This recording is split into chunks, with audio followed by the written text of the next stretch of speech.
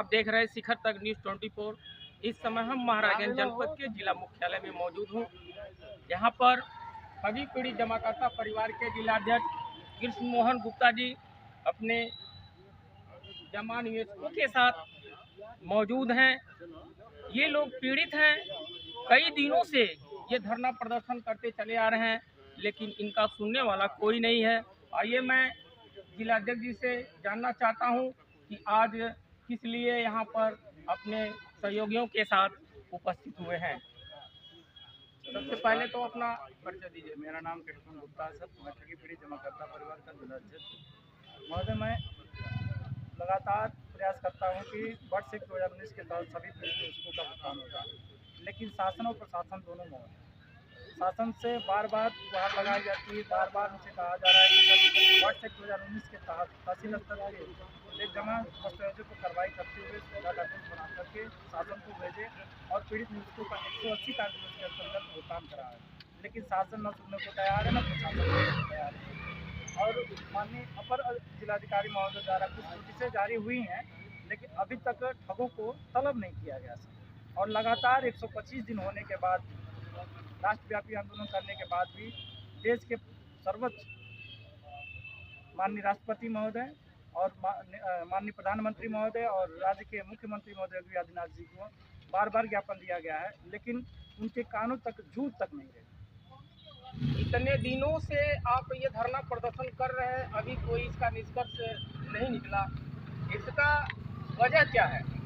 वजह तो सर ये हमारे अधिकारी जिलाधिकारी महोदय बताएंगे कि किस कारण वजह हम लोगों की पीड़ा नहीं सुन रहे।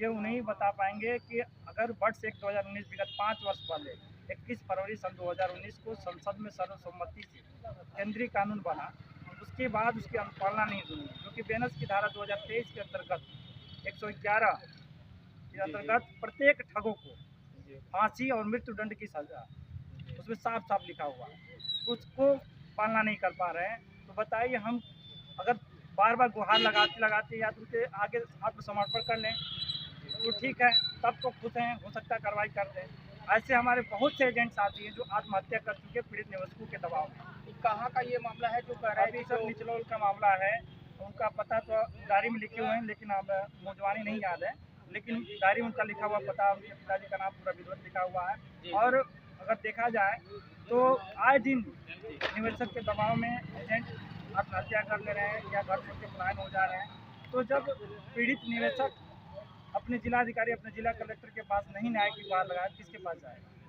दूसरी बात यह है कि सर महाराजगंज जनपद में चारों तहसीलों में 1.5 वर्ष पहले सभी चिटफंड कंपनियों का दस्तावेज जमा हुआ है, लेकिन अब तक उस पर न डाटाबेस बना, न उसको ऑनलाइन हुआ, न उस पर कोई कार्रवाई हुई। और हर तहसीलों में जो किए थे उनका फार्म जमा हुआ था।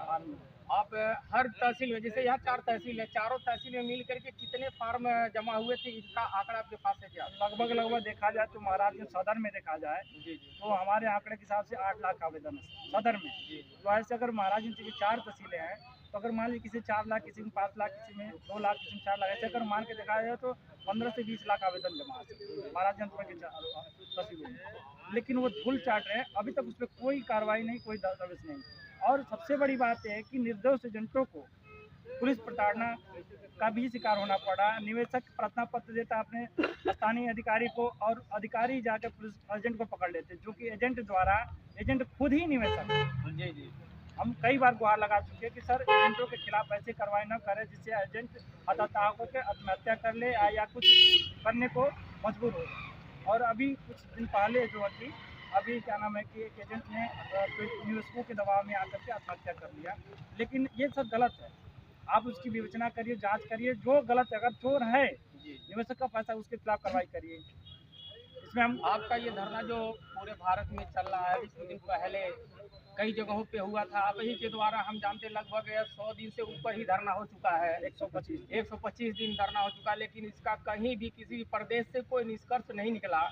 तो आपका मनोबल इसी तरह से धीरे धीरे डाउन भी होता जा रहा है। और आपकी संख्या भी पिछले कई धरना में देखे थी, बहुत संख्या थी, लेकिन आपकी संख्या यही है।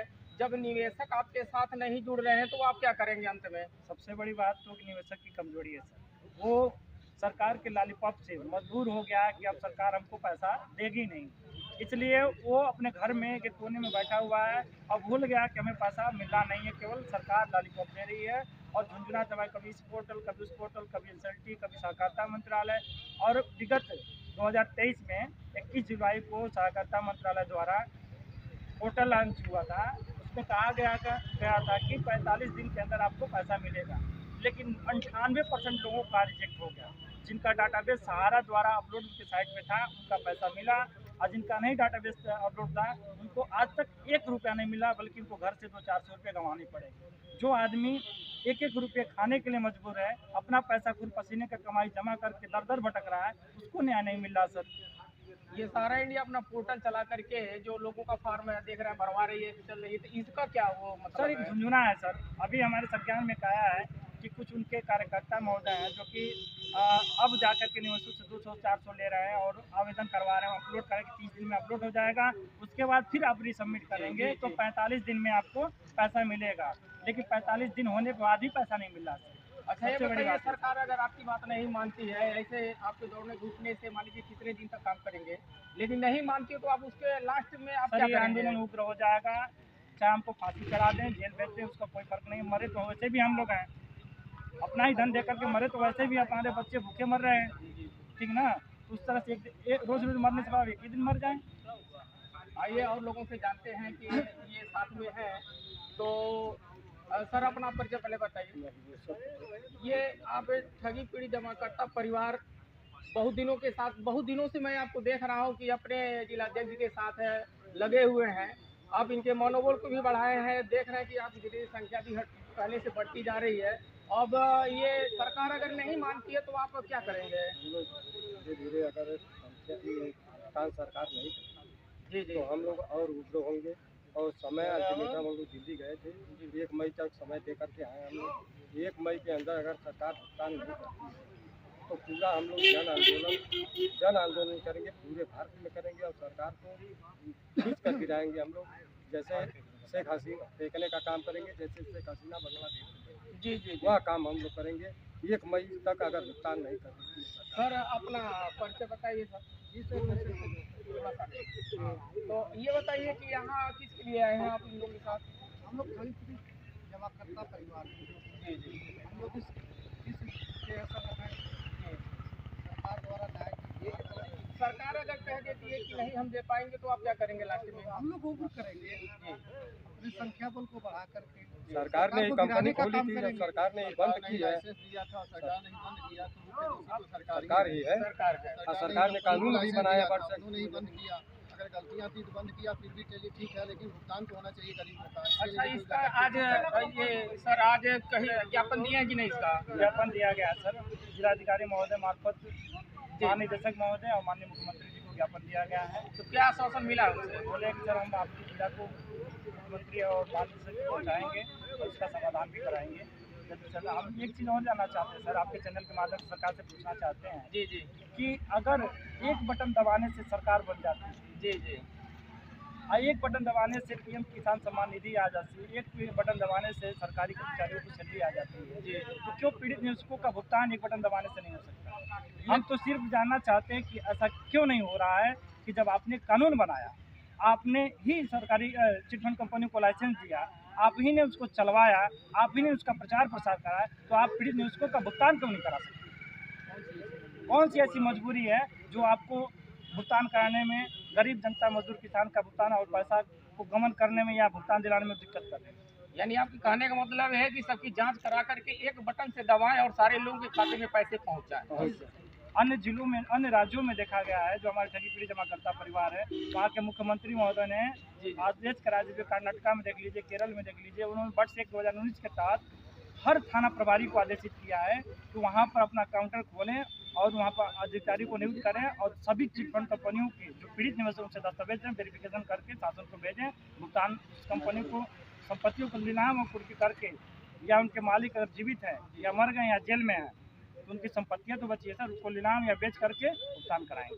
कई राज्य में ऐसी हो यहाँ ठगी पीड़ित जमाकर्ता परिवार के जिलाध्यक्ष एवं उनके सहयोगियों का कहना है कि अगर हमारी मांग अगर नहीं मानी गई तो इससे ज़्यादा आंदोलन हम पूरे भारत में करेंगे और हम उनको मौका देते हैं 1 मई तक। अगर 1 मई तक अगर ये भुगतान नहीं किया गया तो हम लोग पूरे भारत में भी एक साथ होकर के आंदोलन करेंगे और दिल्ली में चल करके हम लोग एक बहुत बड़ा उग्र आंदोलन का रूप लेकर के भारत सरकार को ये बता देंगे कि हम लोगों में कितना दम है। अगर हमारी पैसा वापस नहीं हुआ तो हम लोग इसी तरह से चारों तरफ पूरे प्रदेशों में, जितने प्रदेश भारत में, सभी जगह जमा निवेशकों के साथ मिल करके आंदोलन करते रहेंगे।